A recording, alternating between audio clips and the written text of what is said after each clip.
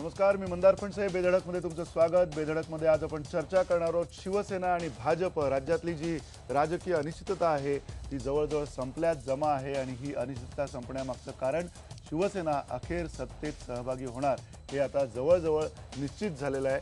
आणि जवळजवळ निश्चित झालंय म्हणजे जे काही फॉर्म्युले ज्या गोष्टींसाठी हे सगळं अडून बसलं होतं ती अडलेली गोष्ट जी आहे ती आता काही फॉर्म्युलावरती येऊन थांबलेली आहे. तो फॉर्म्युला साधारणतः आत्ताचा जो आहे तो 5 कॅबिनेट मंत्रीपदं आणि त्या व्यतिरिक्त 7 राज्यमंत्रीपदं या पद्धतीनं आता शिवसेनेला सत्तेतला वाटा मिळणार आहे. हा वाटा सिंहाचा आहे की खारीचा आहे हे सुद्धा आपले जे प्रेक्षक आहेत त्यांनी ठरवायचं आहे. पण त्याबरोबरीनं आपण 3 महत्त्वाचे प्रश्न आजच्या या चर्चेमध्ये विचारणार आहोत. एक सगळ्यात महत्त्वाचा प्रश्न आपल्याला विचारायचा आहे तो म्हणजे सत्तेसाठी वाटेल ते करण्याचं धोरण शिवसेनेला फायद्याचं ठरेल का? विरोधी पक्षनेत्याचा महिन्याभरात मंत्री होणार आहे ही लोकशाहीची थट्टा आहे का? आणि एकमेकांवर जाहीर आणि जहरी टीका केल्यानंतर भाजप सेनेचा नवा संसार सुरळीत चालेल का? हे महत्त्वाचे प्रश्न आहेत. आपण चर्चेला सुरुवात करणार आहोत. आपल्या सोबत स्टुडिओमध्ये आता माझ्यासोबत IBN लोकमतचे कार्यकारी संपादक महेश म्हात्रे आहेत. रवी राणा अपक्ष आमदार येणार आहेत. अपक्ष आमदारांच्या गटातनं त्यांचं काय म्हणणं आहे ते आपण बघूया, कारण अपेक्षांची या अगोदरची भूमिका आणि आत्ताची भूमिका नेमकी काय असणार आहे तेही आपण तपासणार आहोत. अंकुश काकडे राष्ट्रवादी काँग्रेसचे प्रवक्ते आपल्यासोबत आहेत या चर्चेमध्ये. विश्वास पाठक आपल्यासोबत आहेत, व्यवस्थापकीय संचालक तरुण भारतचे. आणि राजू शेट्टी आपल्यासोबत असणार आहेत, स्वाभिमानी शेतकरी संघटनेचे खासदार. या सगळ्यांची आपण चर्चा करणार आहोत. पहिला प्रश्न अंकुश काकडे, काय वाटतंय युती पुन्हा एकदा युती झालेली आहे आणि पुन्हा एकदा सत्तेचा वाटा जो आहे तो शिवसेनेला मिळाला आहे, कसं बघताय तुम्ही या घटनेकडे? नाही, युतीची अधिकृत घोषणा कदाचित आज उशिरा किंवा उद्या होण्याची शक्यता आहे. पण ही युती झाली तर आम्हाला काही वाईट वाटण्याचं कारण नाही, किंबहुना आम्हाला दुःख देखील होण्याचं काही कारण नाही. या राज्यामध्ये त्रिशंकू परिस्थिती असू नये, राज्याला स्थिरता मिळावी. राज्याला स्थिरता असल्याशिवाय राज्य प्रगतीपथावरती जात नाही असा आतापर्यंतचा देशातील अनुभव आहे. आणि त्याच एका कारणासाठी राज्याला स्थिरता मिळावी या हेतूने आदरणीय पवारसाहेबांनी राष्ट्रवादी काँग्रेस पक्षाचा पाठिंबा हा बाहेरून भारतीय जनता पक्षाला द्यायचं ठरवलेलं होतं. आता जर त्या दोघांची युती झाली, त्यांचा संसार चांगला चालत असेल तर आम्हाला काही वाईट वाटण्याचं काही कारण नाही. आमची भूमिका आदरणीय पवारसाहेबांनी सांगितली किंवा 2 दिवसापूर्वी अजितदादांनी देखील सांगितलं, जर या राज्यामध्ये शिवसेना सत्तेमध्ये सहभागी झाली तर आम्हाला बाहेरून पाठिंबा देण्याचा काही प्रश्न उरणार नाही. आम्ही एक विधायक विरोधकाची भूमिका म्हणून राज्यामध्ये राष्ट्रवादी काँग्रेस पक्ष जनसामान्यांचे, शेतकऱ्यांचे, शेतमजुरांचे, झोपडपट्टीवासीयांचे प्रश्न घेऊन आम्ही विरोधी पक्षाची भूमिका चांगल्या प्रकारे बजावू असं विधिमंडळाचे नेते अजित पवार यांनी सांगितलेलं आहे आणि ती भूमिका आम्ही पार पाडू. नक्की. तुम्ही म्हणताय की विधायक विरोधक होणार आहात तुम्ही, कारण तुम्हाला आता काही विरोध तिथे पाठिंबा देण्याचं काही कारण उरलेलं नाहीये. राजू शेट्टी स्वाभिमानी शेतकरी संघटनेचे खासदार आपल्या सोबत आहेत. राजू शेट्टी, पहिल्यांदा काय प्रतिक्रिया आहेत, मनात तुमच्या काय चाललंय? स्वाभिमानी शेतकरी संघटना आणि आता पुन्हा एकदा शिवसेना या तुमच्या महायुतीमध्ये आलेली आहे, काय वाटतंय?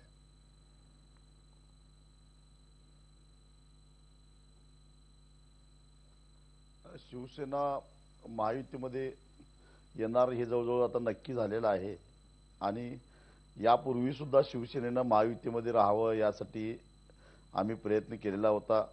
आता सुद्धा आम्ही त्यांचं स्वागत करतो, कारण आम्ही नैसर्गिक मित्र होतो एकमेकाचे.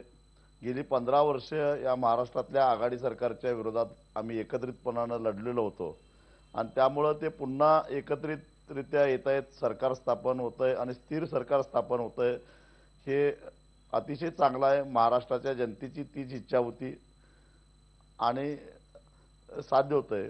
आता काकडे साहेब म्हणाले त्या पद्धतीनं आम्ही चांगलं सरकार तर देऊच, परंतु आता मला जास्त आनंद अशासाठी झाला आहे की गेल्या 15 वर्षामध्ये जे घोटाळे झाले, जे साखर कारखाने विकले, ज्या बँका बुडल्या, त्याच्यात चौकशी सक्षमपणानं करता येतील असं मला वाटतं.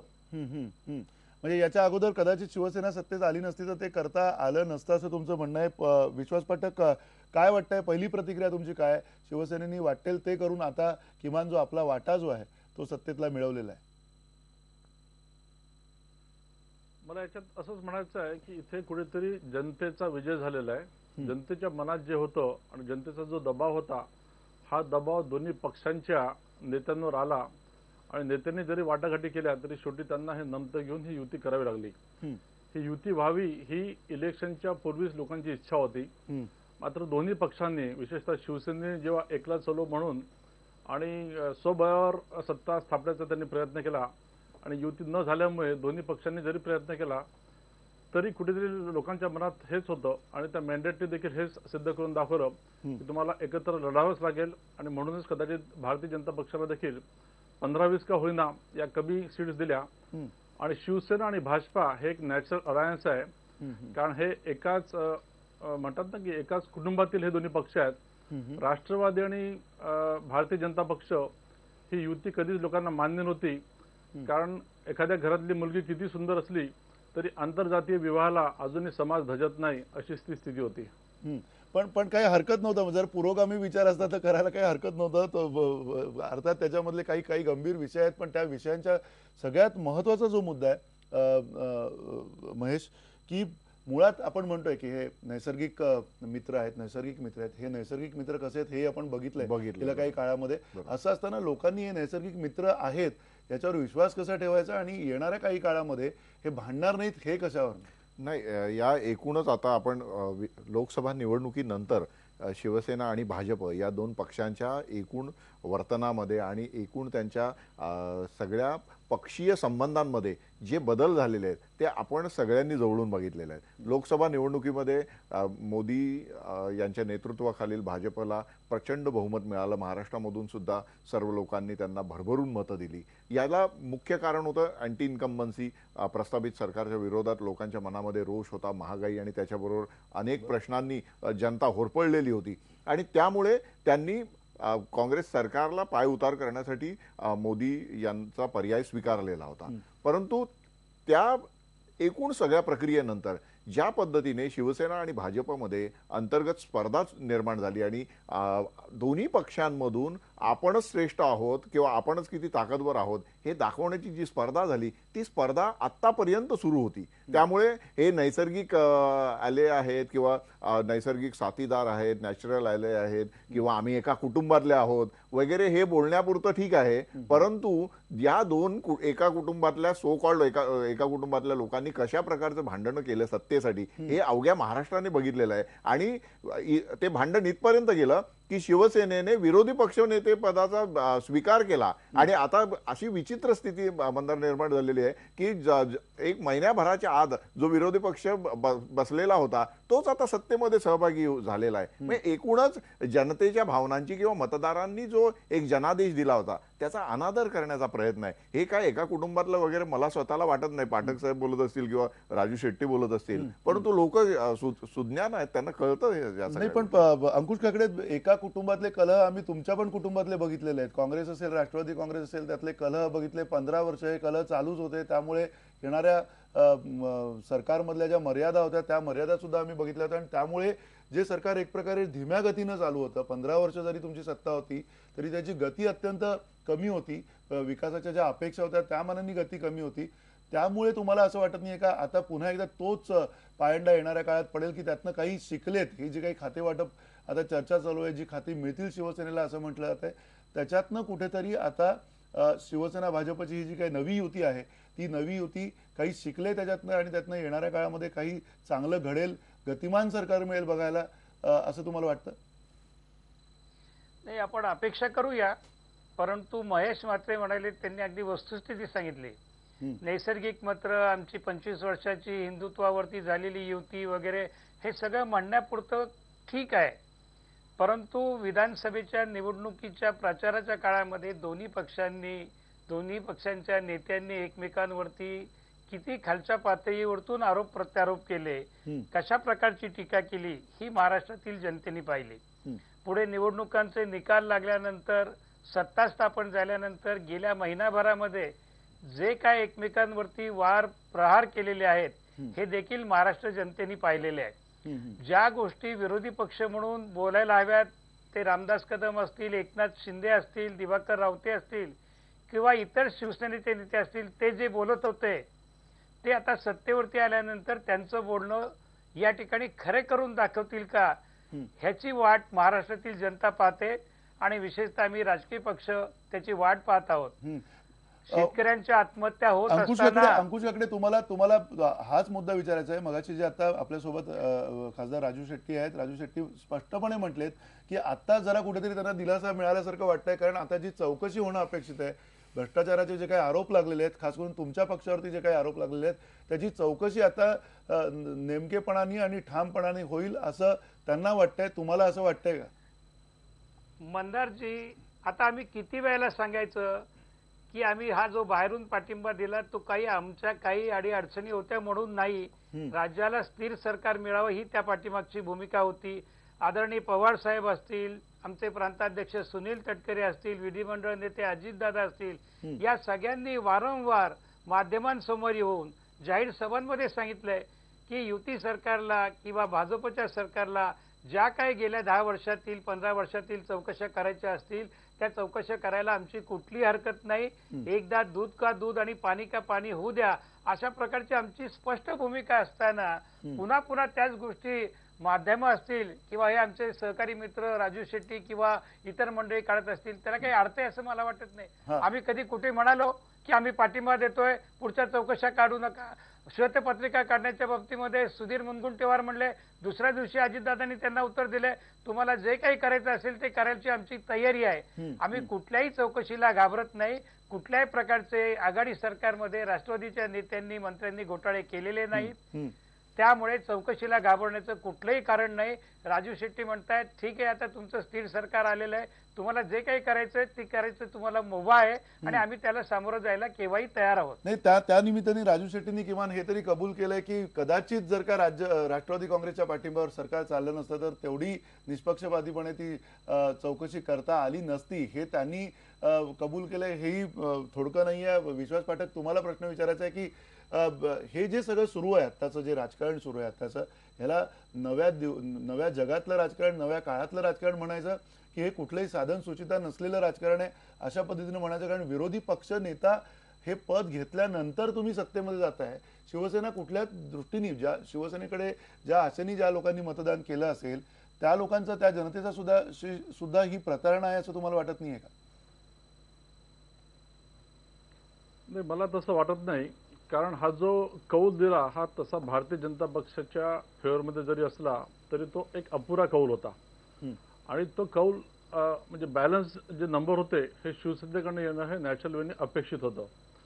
आता काकडे साहेबांनी जरी म्हटलं तरी शरद पवारांनी ही बुद्धिबळातली उंटाची केलेली एक तिरपी चाल होती. आणि जेव्हा त्यांना असं वाटलं की आता हे काही माझं जमत नाही आणि शिवसेनेचं आणि भाजपाचं हे सरकार होणारच आहे, तेव्हा आपल्याला आठवेल की 8 दिवसानंतरच त्यांनी त्यांच्या मेळाव्यामध्ये एक वक्तव्य केलं होतं की आम्ही काही सरकार स्थिर ठेवण्याचा ठेका घेतलेला नाहीये. त्यामुळे त्यांनी त्याग किंवा स्थैर्य या सगळ्या गोष्टी राष्ट्रवादींनी करू नये असं मला वाटतं. आणि ही जी युती आहे ही आधीच जरा झाली असती, कारण भारतीय जनता पक्षाकडनं कुठेतरी एक मॅच्युरिटी दाखवण्यात आली होती की आम्ही कुठेही शिवसेनेच्या विरोधात काही बोलणार नाही, आणि तो शेवटपर्यंत त्यांनी शब्द पाळला. इव्हन माननीय प्रधानमंत्री नरेंद्र मोदी किंवा देवेंद्र फडणवीस यांनी देखील तसं काही बोललं नाही. मात्र शिवसेनेकडनं कुठून तरी ती पातळी खालच्या लेवलची गेली आणि मग अफजल खानाचं नाव किंवा कोणाच्या पिताश्रींचा उद्धार करणं, मला वाटतं त्या याच्यातनं ही युती जरा व्हायला वेळ लागला असं मला वाटतं. अन्यथा युती होणं हे स्वाभाविकच होतं आणि हे झाल्यामुळे आता खऱ्या अर्थाने स्थैर्य येईल. आणि मला वाटतं की राजकारणामध्ये शेवटी हा नंबर गेम असतो आणि ह्या लोकांनी दिलेला मेंडेट आहे, त्यामुळे नंबरची जुळवाजुळव करून एक स्थिर सरकार देणं, विशेषतः राष्ट्रवादीच्या पाठिंब्याच्या कंपॅरिझनमध्ये हा नक्कीच नॅशनल अलायन्स आहे. थोड्या कुरबुरी या राहतीलच, पण त्याच्यावर देखील मार्ग निघेल. कारण 1994 ते 1999 याच युतीने सरकारला स्थैर्य आणि प्रगती दिलेली आहे. तुम्ही म्हणता की स्थैर्य आणि प्रगती दिलेली, आपण सातत्यानं जी चर्चा करतोय महेश ती स्थैर्याच्या बाबत करतोय. स्थिरता आली म्हणजे खूप विकास होईल किंवा गतिमान प्रशासन मिळेल असं जे काय आपण म्हणतोय त्याच्यात कितपत तथ्यता आहे? कारण मुळात ही स्थिरता येण्यासाठी किंवा आणण्यासाठी भाजपला सुद्धा कमालीचे प्रयत्न करावे लागले त्यावेळेला. कारण ज्या पद्धतीनं भाजप आधी वागत होतं त्याच्यापेक्षा वेगळ्या पद्धतीनं त्यांना सामोरं जावं लागलं आणि शिवसेनेची कुठेतरी आता जमवून घ्यावं लागतंय भाजपला, असं वाटत नाही तुम्हाला? नक्कीच. कारण बघा, राजकीय स्थैर्य असल्याशिवाय कुठल्याही राज्याची किंवा देशाची प्रगती होत नाही हे आपण बघितलेलं आहे. राजकीय जिथे अस्थिरता असते तिथे त्या राज्याला विकासाच्या दृष्टीने जी गुंतवणूक करावी लागते, विकासाच्या दृष्टीने जी पावलं उचलावी लागतात ती पावलं चांगल्या पद्धतीने उचलता येत नाही. महाराष्ट्राच्या विधानसभेला हा जो ताजा निकाल आहे याच्यामध्ये एक गोष्ट आपल्याला प्रकर्षाने दिसली, ती म्हणजे भाजपला जवळ जाण्यासाठी 20-22 जागांची कमतरता होती आणि त्या सगळ्या प्रक्रियेचा फायदा म्हणजे राष्ट्रवादीने त्यांना बिनशर्त पाठिंबा दिला आणि नंतर बहुमत सिद्ध करण्याच्या वेळेस त्या राष्ट्रवादीच्या बिनशर्त पाठिंब्याच्या आश्वासनाचा फायदा घेऊन भाजप सरकारने वेळ मारून नेलेली होती. परंतु ही वेळ मारून नेण्याची प्रक्रिया जी आहे ती आपल्याला जास्त काळ करता येणार नाही हे त्यांच्या लक्षात आलं, म्हणून त्यांनी आता शिवसेनेच्या जवळ जाण्याचं ठरवलेलं आहे. शिवसेनेने सुद्धा या संपूर्ण नंतरच्या ज्या वाटाघाटीमध्ये एक गोष्ट केली की त्यांनी आतापर्यंत शिवसेनेच्या राजकीय कारकिर्दीमध्ये शिवसेनेच्या संपूर्ण वाटचालीत कधी नव्हे एवढं यश शिवसेनेला मिळालेलं होतं. परंतु मराठ्यांचा इतिहास असा आहे की मराठे युद्धात कमावतात आणि तहात गमावतात अशा पद्धतीचे वारंवार बोललं जातं. तर त्याचा प्रत्यय शिवसेनेला या सगळ्या प्रक्रियेमध्ये येताना दिसत होता. त्यांची ज्या पद्धतीने फरफट झाली दिल्लीमध्ये, ज्या पद्धतीने एका कमी महत्वाच्या खात्यावर त्यांची ज्या पद्धतीने बोलवण झाली तशीच इथे झालेली आहे. आज शिवसेनेला उपमुख्यमंत्रीपद मिळालेलं नाहीये, शिवसेनेला गृहमंत्रीपद मिळालेलं नाहीये. त्यामुळे त्यांना आता जी काही खाती मिळणार आहे ती स्वीकारण्यावाचून पर्याय नाही अशी परिस्थिती झालेली आहे. त्यामुळे याच्यात भाजपाची जी महत्वाकांक्षा वाढलेली आहे ती महत्वाकांक्षा प्रतिबिंबित झालेली दिसते. तुम्ही म्हणता महत्वाकांक्षा प्रतिबिंबित झालेली दिसते, पण त्याहीपेक्षा महत्वाचं म्हणजे शिवसेनेनी युद्धात काय कमावलंय आणि तहात काय गमावलंय हे सुद्धा आपण तपासणार आहोत. एका छोट्याशा ब्रेकनंतर ही चर्चा आपण सुरू ठेवूयात, पण त्यापूर्वी तुमच्या ज्या प्रतिक्रिया असतील याच्याशी संदर्भातल्या त्या तुम्ही #बेधडक फेसबुक आणि ट्विटरवरती त्या प्रतिक्रिया देऊ शकता आणि त्यातल्या काही प्रातिनिधिक प्रतिक्रिया आम्ही या कार्यक्रमातून तुमच्यासमोर मांडू. एका छोट्याशा ब्रेकनंतर आपण ही चर्चा सुरू ठेवूया.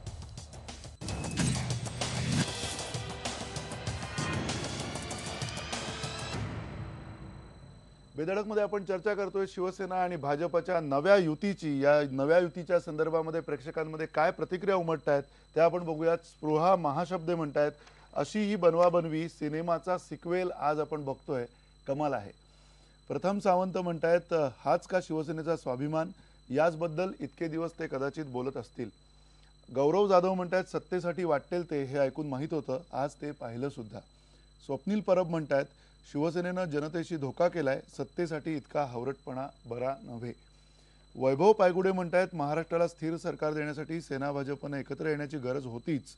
आणि प्रणाली कांबळे म्हणतायत, सेनेनं जनादेशाचा आदर करायला हवा होता, याचा त्यांना नंतर फटका सुद्धा बसू शकतो. एकूण पडसाद या सगळ्या आजच्या नव्या युतीचे जे काय आहेत ते आपल्याला बोलक्या स्वरूपात समोर आलेले आहेत. पण याहीपेक्षा महत्त्वाचा जो मुद्दा होता दबाव तंत्राचा, अंकुश काकडे तुम्हाला प्रश्न विचारायचा आहे. दबाव तंत्र म्हणून गेल्या काही काळामध्ये जे काही चालू होतं राजकारणामध्ये, एक राजकीय व्यक्ती म्हणून तुम्हाला हा प्रश्न विचारायचा आहे की सरते शेवटी राजकारण आहे, राजकारणातले चढ उतार आहेत, पण त्यातले जे दबाव तंत्राचे जे भाग आहेत, आज अखेरीस असं म्हणायला जागा आहे का की शिवसेना भाजपच्या दबाव तंत्राला बळी पडली की भाजप शिवसेनेच्या दबाव तंत्राला बळी पडली? नाही, राष्ट्रवादीच्या बाबतीमध्ये जर आपण म्हणाल तर आमचं कुठल्याही प्रकारचं दबाव तंत्र नव्हतं. पहिल्यापासून आम्ही सांगत आलो की राज्याला स्थिरता असायला हवी आणि त्याच्यासाठी म्हणून हा पाठिंबा होता. त्यामुळे आम्हाला काही याच्यामध्ये राजकारण दबाव करण्याचा काही आमचा प्रश्न नव्हता. आता शिवसेना दबाव तंत्र करत होती का याचा विचार माध्यमांनी आणि महाराष्ट्रातील जनतेने करायला हवा.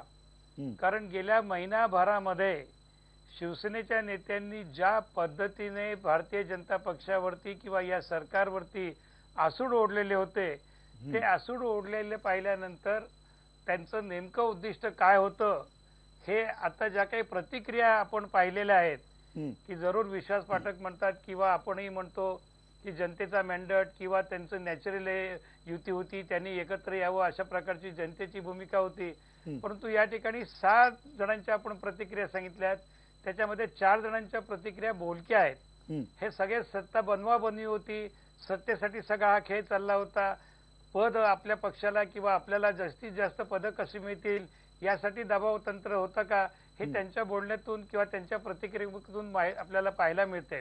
अर्थात शिवसेनेची या पाठीमागची काय भूमिका होती हे मी राष्ट्रवादीचा कार्यकर्ता म्हणून सांगू शकणार नाही, ते शिवसेनेचे नेते सांगू शकतात. परंतु एकंदरीत भारतीय जनता पक्ष कुठेतरी शिवसेनेचं गेल्या महिन्याभरातलं वर्तन पाहिल्यानंतर ही मंडळी आपल्याला नागपूरमध्ये विधानसभा चालवू देतील की नाही, अशा प्रकारची एक प्रकारची भीती त्यांच्या मनामध्ये होती काय, अशी एक शंकेची पाल या ठिकाणी आपल्या लक्षामध्ये येते. आणि शेवटी आपण जेवढ्या आक्रमक पद्धतीने वागू तेवढ्याही आक्रमक पद्धतीने वागू तरच भारतीय जनता पक्ष कुठेतरी सुतासारखा सरळ होईल, अशा प्रकारची भूमिका शिवसेनेची होती का हे देखील तपासून पाहायला हवं. अर्थात आता हिवाळी अधिवेशन होईल, हिवाळी अधिवेशनामध्ये त्यांचं जर ही युती झालेली असेल तर त्या ठिकाणी त्यांना पूर्ण बहुमत मिळेल, अधिवेशन चांगल्या पद्धतीने चालेल. अधिवेशनाचा काळ हा जास्तीत जास्त असावा, 3 आठवड्याचा असावा, अशा प्रकारची विरोधकांची गेली 15 वर्ष मागणी होती.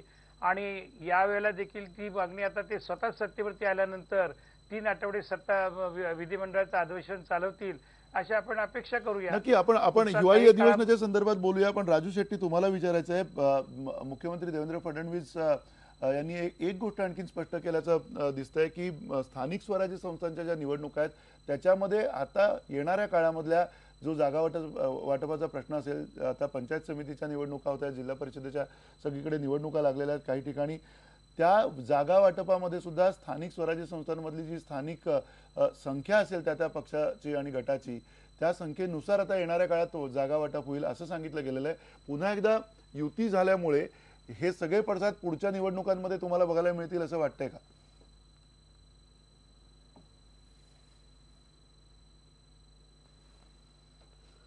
स्थानिक स्वराज्य संस्थेच्या निवडणुका या वेगळ्या पद्धतीनं त्या जिल्ह्यातल्या किंवा तालुक्यातल्या राजकीय परिस्थितीनुसार होत असतात. त्या किंवा शहरांमध्ये वेगवेगळे प्रवाह असतात, वेगवेगळे गट असतात, त्या गटाच्या माध्यमातून ते होत असतात. त्या पक्षीय पातळीवर फार कमी वेळा होतात आणि पक्षाला तिथल्या एखाद्या स्थानिक नेतृत्वावर जमवून घ्यावंच लागतं.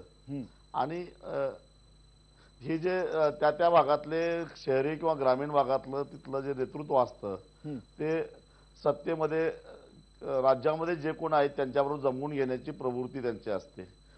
ज्यावेळी महायुतीला लोकसभेला भरपूर यश आलं आणि त्या पाठोपाठ शिवसेना आणि भारतीय जनता पक्षाला विधानसभेला सुद्धा मोठ्या प्रमाणामध्ये यश मिळालं, त्याच वेळी हे स्थानिक पातळीवरचं जे नेतृत्व आहे ते हळूहळू या दोन पक्षाकडे सरकायला सुरुवात झालेली होती. आणि त्यामुळं केव्हाही जरी या निवडणुका झाल्या तरी ही मंडळी ज्यांना सत्तेच्या जवळ राहायला आवडतं ती आता या दोन्ही पक्षाकडे आपापल्या सोयीनं जातील.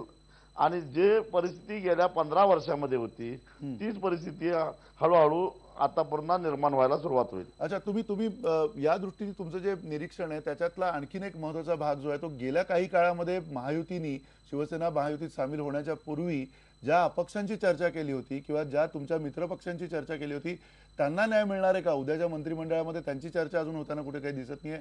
तुमच्याकडे, तुम्हाला, तुमच्या पक्षाला आणि इतर तुमचे जे काही इतर सहयोगी पक्ष होते त्यांना काही न्याय मिळाल्याची भाषा आतापर्यंत झाली आहे का भाजपकडनं?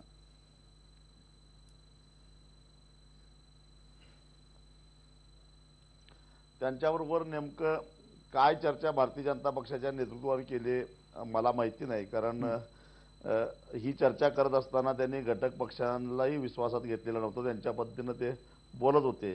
परंतु मी एवढं नक्की सांगेन की मला त्यांच्याबद्दल सहानुभूती वाटते आणि त्या लोकांनी अडचणीच्या काळामध्ये भारतीय जनता पक्षाला मदत करण्याची भूमिका घेतलेली होती. त्यामुळं त्यांनाही भारतीय जनता पक्षाला बरोबर घेऊन जावं लागेल, युतीला बरोबर घेऊन जावं लागेल. नाहीतर मग अडचणीच्या काळामध्ये जे विश्वास ज्यांनी मदत करण्याची भूमिका घेतली त्यांना आता वाऱ्यावर सोडून चालणार नाही आणि ती सोडणार नाहीत याची मला खात्री आहे. अच्छा, पण भविष्यातल्या सगळ्या केंद्रातल्या मंत्रिमंडळामध्ये वगैरे स्वाभिमानी शेतकरी संघटना उत्सुक आहे का जाण्यासाठी आणि अजूनही त्याबद्दल तुमची काही इच्छा आहे का?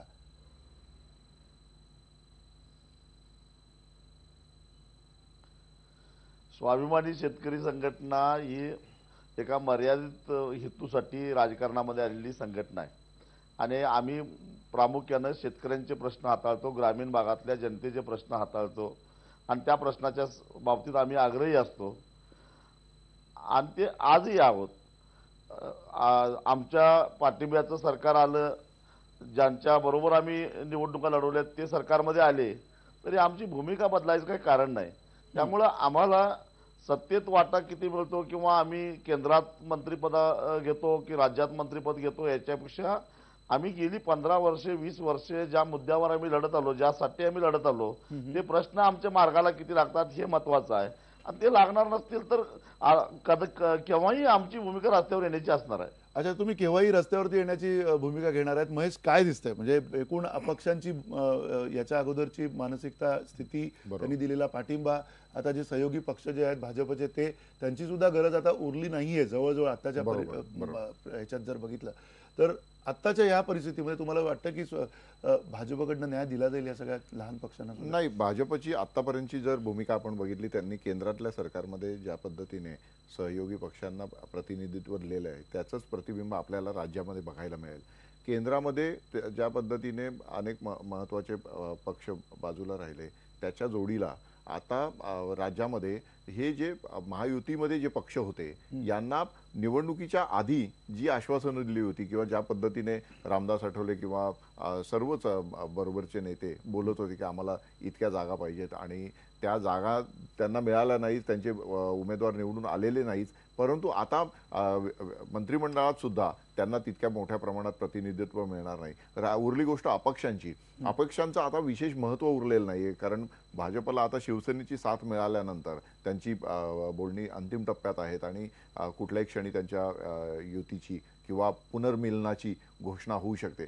तर त्यामुळे या अपक्षांची किंवा हे जे छोटे पक्ष होते त्यांची मोठ बांधण्याचं आता कारण उरलेलं नाहीये आणि राजकारणामध्ये गरज सरल्यानंतर त्या पुढच्या समीकरणांचा कोणी विचार करत नाही. त्यामुळे भाजपने आतापर्यंतची त्यांची जी भूमिका ठेवलेली होती की राष्ट्रवादीला चुचकारून त्यांनी आपल्याबरोबर ठेवलेलं होतं, त्यांची वेळ मारून नेली.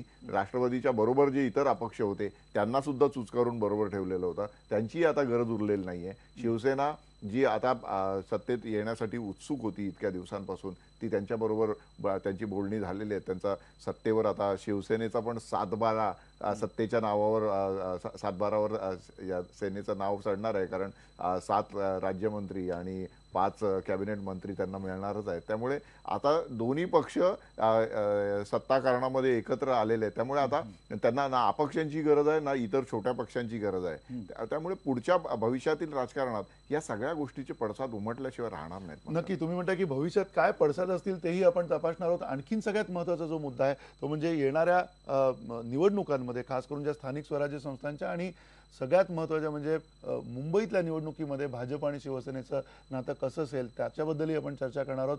आज अर्थातच या चर्चेमध्ये शिवसेनेचे कोणीही प्रतिनिधी नाही आहेत. जेव्हा जेव्हा त्यांना वाटेल त्यावेळेला ते येत असतात, जेव्हा वाटत नाही त्यावेळेला ते येत नाहीत. अशी ही परिस्थिती आहे राजकारणाची. आपण एका छोट्याशा ब्रेकनंतर पुन्हा एकदा ही चर्चा सुरू ठेवणार आहोत.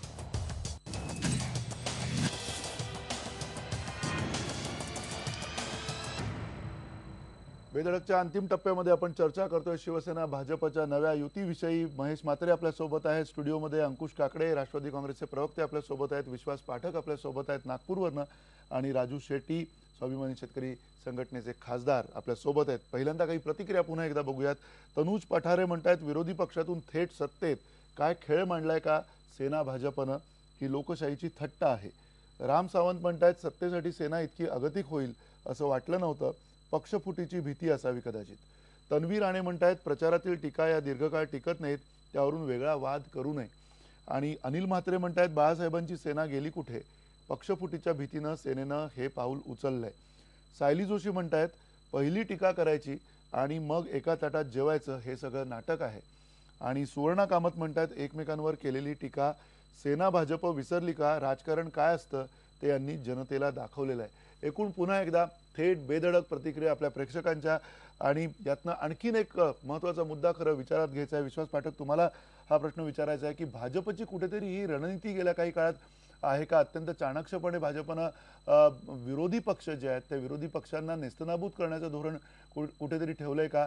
कारण आधी सातत्यानं या रणनीतीमधनं असं दिसून येत आहे की आत्ताचे विरोधक सुद्धा गोंधळलेले आहेत, विरोध कोणी करायचा हेही गोंधळलेले आहेत. प्रत्यक्ष आता राष्ट्रवादी काँग्रेसचे प्रवक्ते आपल्या सोबत आहेत, अंकुश काकडे. ते म्हणतात आम्ही विधायक विरोध करू. म्हणजे विरोध संपलाय तुमच्यासाठी, भाजपसाठी, अशी भाजपला म्हणायला आपल्याला काही हरकत नाहीये. ही काही रणनीती तुम्हाला दिसते का त्याच्यामध्ये? विश्वास पाठक. नक्कीच भाजपाने या सर्व याच्यामध्ये भारतीय जनता पक्षाने नक्कीच या सर्व घडामोडींमध्ये आपला कुठेतरी एक अप्पर हँड ठेवला. फार चांगलं त्यांनी शितापेने हे हँडल केलं असं मला वाटतं. पण मला असं वाटतं की आता तो विषय संपला आणि त्यांनी आता सन्मानाने शिवसेनेला आपल्यामध्ये सामावून घेतलेलं दिसत आहे. मी तुम्हाला काही आकडेवारी देऊ इच्छितो की 1994 मध्ये जेव्हा 171 आणि 117 असा फॉर्म्युला होता, तेव्हा शिवसेना आणि भाजपाला 73 आणि 65 अशा समसमान जागा मिळाल्या होत्या. आणि तेव्हाच जर आपण खाते वाटप बघितलं तर 12 कॅबिनेट मंत्री दोघांकडे होते, 8 मिनिस्टर फॉर स्टेट शिवसेनेकडे आणि 6 भाजपाकडे होते. बरोबर. आणि तेव्हा देखील महत्वाची खातं, गृह वगैरे खातं जे होते, अर्थ आणि सार्वजनिक बांधकाम, हे भारतीय जनता पक्षाकडे होतं. आणि शिवसेनेकडे उद्योग आणि इतर प्रकारचे सगळे असे खाते होते. मला याच्यात हेच नमूद करायचं आहे की आता तेव्हा 47चं आपलं मंत्रिमंडळ होतं आणि आता फडणवीसांनी 30चं मंत्रिमंडळ ठेवायचा त्यांनी ध्यास घेतलेला आहे. त्या मानाने 12ची जी त्यांनी ऑफर दिलेली आहे, 5 आणि 7 किंवा 8 आणि 4 जे काही असेल ते, तर ही नक्कीच एक सन्माननीय आहे. ही बोलवणूक केली असं मला वाटत नाही. आणि हे केल्यामुळे हा मधला जो काही काळ होता इलेक्शनचा, कारण इलेक्शनमध्ये साम दाम दंडभेद सर्व गोष्टी माफ असतात. कारण जर या ज्या रिॲक्शन येतात त्या आता आपल्या प्रेक्षकांकडनं, तर असं गृहीत धरा की समजा भारतीय जनता पक्षाला स्थैर्य देण्यासाठी किंवा निवडणुका टाळण्यासाठी राष्ट्रवादीचा जर पाठिंबा घेतला असता तर याच्यापेक्षा भयानक अशा रिॲक्शन आल्या असत्या.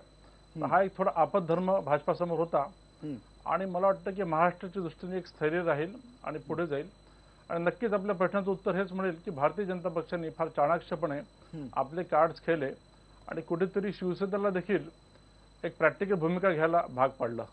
काही जण म्हणतात, पुन्हा राजू शेट्टी तुमच्याकडे येतो, काही जण म्हणतात की लोकशाहीची थट्टा आहे, शिवसेनेने विरोधी पक्षनेते पदावर थेट मंत्रिपदावरती उडी मारलेली आहे. ही थट्टा आहे असं तुम्हाला वाटतं का? आणि दुसरं म्हणजे विरोधक आता गोंधळलेले आहेत, गोंधळल्याच्या अवस्थेमध्ये दिसत आहेत. असं असताना विरोध नसताना एक निरंकुश अशी सत्ता आता पुन्हा राज्यामध्ये जर आली तर ती त्या अर्थाने लोकांच्यासाठी लोकाभिमुख अशी सत्ता असेल का?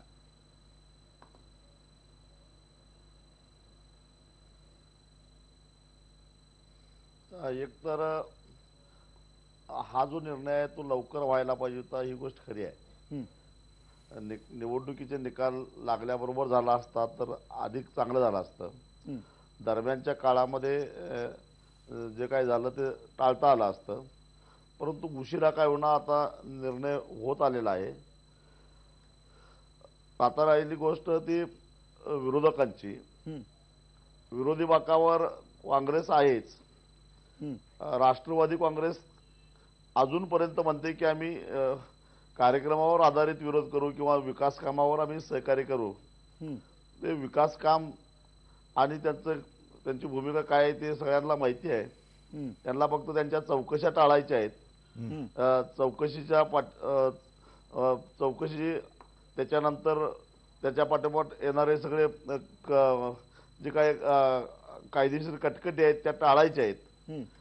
आज मला एवढं या निमित्तानं म्हणायचं आहे की काँग्रेस राष्ट्रवादी एकत्रित सत्तेत असताना निवडणुका जाहीर होईपर्यंत शेवटच्या क्षणापर्यंत त्यावेळचे मुख्यमंत्री पृथ्वीराज चव्हाण यांनी सिंचन घोटाळ्यावर गुन्हे दाखल करायला परवानगी द्यायला का वेळ लावला?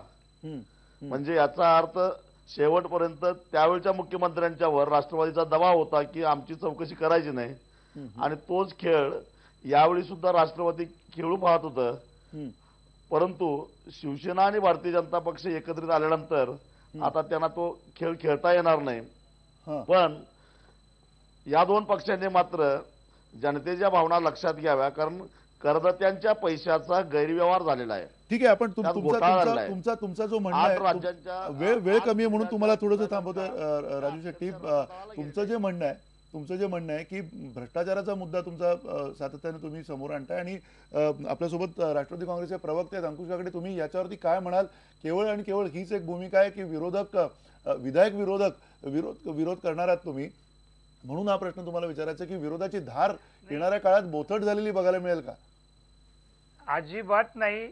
ज्या ठिकाणी जनहिताच्या विरोधामध्ये हे राज्य सरकार काम करत असेल, शेतकरी शेतमजुरांना न्याय देणार नसेल किंवा इतर काही गोष्टीमध्ये चुकीचे पावलं उचलत असतील तर त्या ठिकाणी राष्ट्रवादी काँग्रेस पक्ष विधिमंडळाच्या दोन्ही सभागृहाच्या बाहेर देखील आम्ही तीव्र विरोध करू.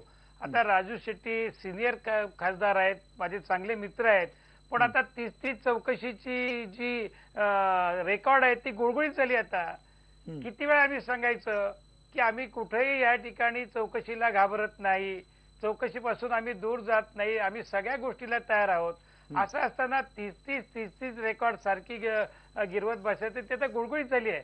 आता नवीन काहीतरी तुम्ही शोधा. तुम्ही ज्या कामासाठी गेली 10 वर्ष आमच्या विरोधामध्ये भांडलात, आता तुम्ही सरकारमधले एक सहभागी आहात. तुम्ही आता त्या गोष्टी शेतकऱ्यांसाठी करून दाखवा. लोकांना दिलेली आश्वासनं पूर्ण करा. शेतकऱ्यांना ऊसाचा भाव मिळवून द्या, कापसाचा भाव मिळवून द्या, धानाचा भाव त्या ठिकाणी मिळवून द्या. खऱ्या अर्थाने तुम्ही शेतकऱ्यांचे प्रश्न मांडत होतात आणि ते आम्ही करून देऊ असं सिद्ध करून दाखवा, तर लोक तुमच्यावरती विश्वास ठेवतील. राजू शेट्टी थोडक्यात तुम्ही उत्तर द्या. राजू शेट्टी, नक्की दाखवणार आहोत कारण तुम्ही शेतकऱ्यांचे पैसे बुडवलेले आहेत आणि ते सगळे आम्ही वसूल करणार आहोत. ठीक आहे. आता गेल्या महिन्यात किती शेतकरी हत्या झाल्या आपण पाहिलेत ना. नाही ठीक आहे, शेतकरी आत्महत्यांवरती आणखीन वेगळा विषय होईल, आणखीन वेगळी चर्चा होईल. पण महेश, अगदी थोडक्यात पुन्हा हाच मुद्दा विचारायचा आहे की विरोधक या सगळ्या लोकशाहीच्या प्रक्रियेमध्ये विरोधच नसणं किंवा विधायक विरोध असणं हे सरकारच्या पथ्यावर पडणार आहे. नक्कीच. कसं बघावं या सगळ्या? नक्कीच. एकूण आता अंकुश काकडे ज्या पद्धतीने बोलत होते त्यावरून आपल्या लक्षात येतं की त्यांना किती कॉन्फिडन्स आहे की कितीही चौकशा लावा किंवा काय करा, आम्ही याला घाबरत नाही. कारण त्यांना ठाऊक आहे की त्यांच्या पक्षाने हे भाजपचं सरकार वाचवलेलं आहे. निवडणुकीची प्रक्रिया म्हणजे बहुमताच्या संदर्भात प्रक्रिया सुरू होण्याच्या आधीच त्यांनी या सरकारला टेकू दिलेला होता आणि त्यांना त्याची संपूर्ण खात्री आहे की त्याचा मोबदला किंवा त्याची परतफेड चांगल्या पद्धतीने केली जाणार आहे. त्यामुळे आता परिस्थिती अशी झालेली दिसते मंदार की जो विरोधी पक्षनेते पद ज्या पक्षाने घेतलेलं होतं तो पक्ष सुद्धा शिवसेनेसारखा आता सत्तारूढ झालेला आहे. त्यामुळे आता उरलेला फक्त एकमेव काँग्रेस पक्ष आहे ज्याने थेट प्रत्यक्षपणे या सरकारला पाठिंबा दिलेला नाहीये. अप्रत्यक्षपणे किंवा प्रत्यक्षपणे भाजपने राष्ट्रवादीचा काँग्रेस घेऊन सुरुवातीच्या काळात सरकार मजबूत केलं. आता त्यांना शिवसेना येऊन मिळत आहे. आता उरला फक्त काँग्रेस, ज्यांना इतकी वर्ष सत्तेत बसल्यामुळे विरोधी पक्षात काम करण्याचा अनुभव नाही किंवा त्यांच्यामध्ये ती सवय नाही. त्यामुळे महाराष्ट्राच्या दृष्टीने ही परिस्थिती अत्यंत वाईट आहे. एक सक्षम जो विरोधी पक्ष असायला हवा असतो, तो सक्षम विरोधी पक्ष जर लोकशाहीत नसेल तर लोकशाही प्रक्रिया चांगल्या पद्धतीने पुढे जात नाही. त्यामुळे आता भविष्यात काय होतं ते आपल्याला सगळ्यांना बघावं लागेल. एका स्थिर सरकारला निरंकुश अशी सत्ता मिळालेली आहे. महाराष्ट्राच्या सत्तेचा जो सातबारा आहे तो सातबारा शिवसेनेनं सुद्धा आपल्या एका अर्थाने त्या सातबाऱ्यामध्ये सहभाग घेतलेला आहे आणि खरं तर विरोधकांची आता इथून पुढे कसोटी लागणार आहे आणि ही कसोटी कशी असेल हे आपल्याला येणाऱ्या हिवाळी अधिवेशनात सुद्धा बघायला मिळेल. तुर्तास ही चर्चा आपण इथेच थांबूयात. सगळ्या मान्यवरांच्या या चर्चेतल्या धन्यवाद. नमस्कार.